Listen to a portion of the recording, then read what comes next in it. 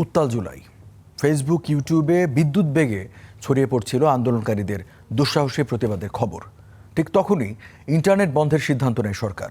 ওই সময় ওবায়দুল কাদের এবং জোনায়েদ আহমেদ পলকের মুঠোফোন সংলাপে স্পষ্ট সেই ষড়যন্ত্র, যেখানে সম্মতি ছিল সরকার প্রধান শেখ হাসিনার।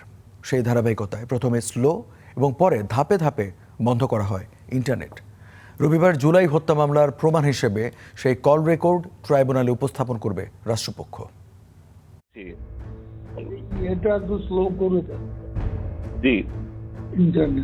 তৎকালীন তথ্য ও যোগাযোগ প্রতিমন্ত্রী জুনায়েদ আহমেদ পলককে ফোন করে ইন্টারনেট স্লো করার নির্দেশ দেন কার্যক্রম নিষিদ্ধ আওয়ামী লীগের সাধারণ সম্পাদক ওবায়দুল কাদের।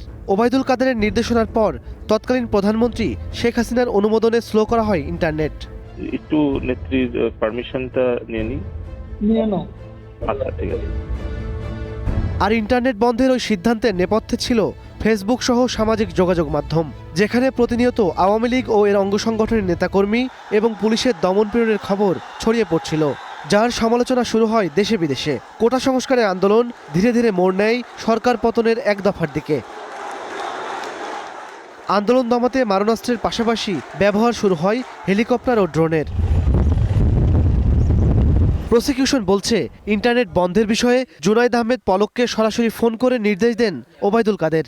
পরিকল্পিতভাবে ধাপে ধাপে তারা ইন্টারনেট পুরোপুরি শাটডাউন করেছিল। প্রথমে করেছিল মোবাইল নেটওয়ার্ককে 3G এবং 4G বন্ধ করে দিয়ে শুধুমাত্র 2G রাখলো।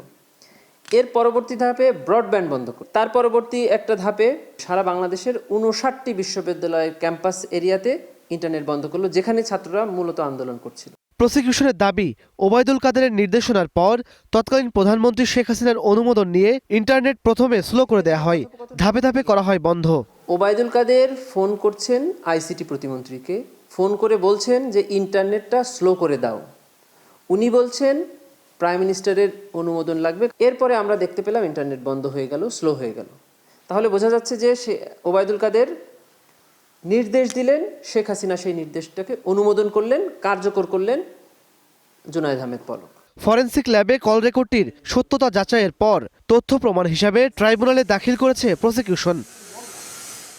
ইমন মাহমুদ, স্টার নিউজ, ঢাকা।